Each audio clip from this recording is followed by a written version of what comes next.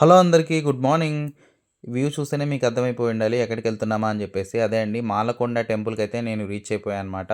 So, Shri Malyadri Lakshmi Narasimhaswamy వారి దేవస్థానం మాలకొండ అనమాట. ఇప్పుడు నేను చూపిస్తున్న దారొచ్చేసి స్వామివారి వద్దకు భక్తులు కాలినడకన వెళ్ళే మార్గం అండి.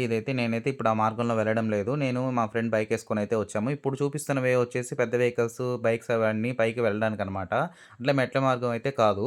ఇప్పుడు ఈ రోడ్ అనేది మొత్తం రింగ్స్‌గా ఉంటుందండి. అంటే వెళ్ళడానికి కొంచెం ప్రమాదకరంగా ఉంటుంది. కానీ స్లో అయితే వెళ్ళాలి. చాలా టైమ్ టేకెన్ ప్రాసెస్ అనమాట.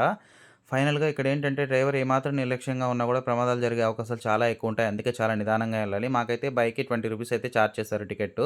ఓకే. ఫైనల్‌గా మనమైతే పైకైతే రీచ్ అయిపోయాము. చూసారా టెంపుల్ ఎంత బావుందో, ఎంత ప్రశాంతమైన వాతావరణంతో కూడి ఉంటుందో మనం అర్థం చేసుకోవచ్చండి. ఎందుకంటే టెంపుల్‌ని చూస్తే మనకి ఆ ఫీలింగ్ వైబ్ అనేది ఆటోమేటిక్‌గా వచ్చేస్తుందనమాట. ప్రశాంతత అని జెప్పేసి. నన్నడిగితే ప్రశాంతత అంటేనే టెంపుల్, టెంపుల్ అంటేనే ప్రశాంతత.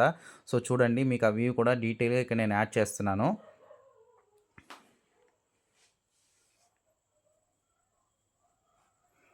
సో, ఫైనల్ వ్యూ అయితే ఇదండి. నేను మా ఫ్రెండ్ వచ్చేసాం కదా! ఇప్పుడు నేనైతే స్వామివారికి తలనీలాలు సమర్పించడానికైతే వచ్చేసాననమాట. టోకెన్ తీసుకొని ఇక్కడ వీళ్ళ దగ్గరికొస్తే వీళ్ళు మనకి చేసేస్తారనమాట. సో, ఇదివరకేంటంటే కరోనా బిఫోర్ అనమాట ఐ థింక్ నాకు తెలిసి. అక్కడ కోనేరు ఉంటుందనమాట. నేను ఆ కోనేరుని కూడా ఒక 1 సెకండ్ వీడియోలో ఇక్కడ ఇందులోనే యాడ్ చేశాను. అది ఎండింగ్‌లో వచ్చినప్పుడు నేను మీకు చెప్తాననమాట. సో, ఫైనల్‌గా ఇక్కడ నేనైతే తలనీలాలు సమర్పించుకుంటున్నప్పుడు కూడా ఫుల్ వీడియో అనేది తీశాను. ఆ వీడియోనే ఇందులో కూడా యాడ్ చేసి నేను మీకు వాయిస్ ఓవర్ అనేది ఇస్తూ ఉన్నాననమాట. సో, ఆ కోనేరు విషయానికొస్తే ఏంటంటే కరోనా బిఫోరు అందరూ కూడా అంటే ఇలాగ తలనీలాలు సమర్పించుకున్న తర్వాత అక్కడికి వెళ్ళేసి కోనేరులో స్నానం చేసేసి నెక్స్ట్ స్వామివారి దర్శనానికి వెళ్ళేవాళ్ళు. కానీ ఇప్పుడెలా ఉందంటే ఆఫ్టర్ కరోనా ఇప్పుడు వాష్‌రూమ్ ఫెసిలిటీస్ అనేవి ఇక్కడ అంతా బాగా డెవలప్ చేశారనమాట. నాకు ఆ విషయం చాలా బాగా నచ్చింది. సో, ఇక్కడ నేనైతే ఫ్రెష్ అయిపోయి ఇప్పుడు నెక్స్ట్ బొట్లు పెడతారు గదండీ! వాళ్ళ కోసం వెతికాను. నాకైతే ఎక్కడా కనపడలేదు. మేబీ నేనెళ్ళింది ఆఫ్టర్‌నూన్ 2 కాబట్టి వాళ్ళు రెస్ట్ తీసుకుండొచ్చు. తప్పేం లేదు. అంటే ఆ టైంలో లంచ్ టైమ్ గాబట్టి వాళ్ళు ఫుడ్‌కెళ్ళుండొచ్చు.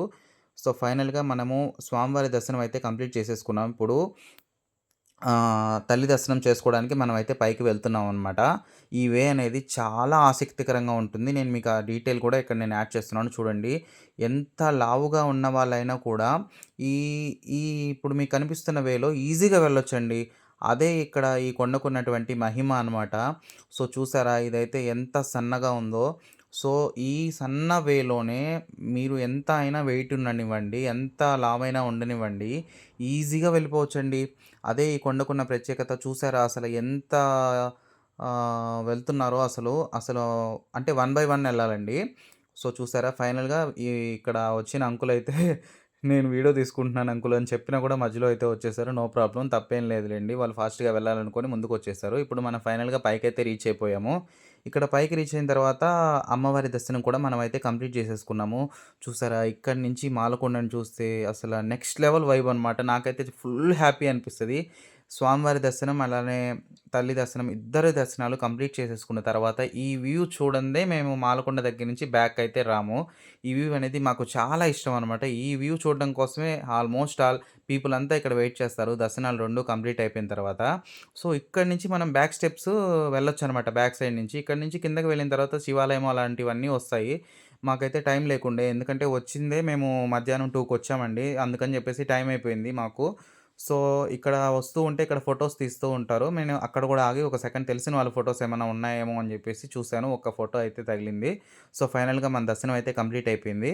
ఇక్కడ మనం బయటకైతే వస్తున్నాము. కాకపోతే ఇప్పుడు ఫుడ్ టైమ్ కాబట్టి ఇక్కడ మేము ఫుడ్ కూడా తినేసి ఒకేసారి బయలుదేరామని ఫిక్స్ అయిపోయాము. ఇప్పుడు నేను చూపిస్తున్న వే వచ్చేసి కాలినడకని చెప్పాను కదా! ఆ వేలో పైకైతే వచ్చేస్తారు జనాలు. సో, ఇప్పుడు ఫైనల్‌గా ఇంటికైతే రీచ్ అయిపోతున్నాము. సో, ఇంటికైతే వెళ్తున్నాను. Bye bye. వీడియో మీకు నచ్చితే లైక్ అండ్ సబ్స్క్రైబ్.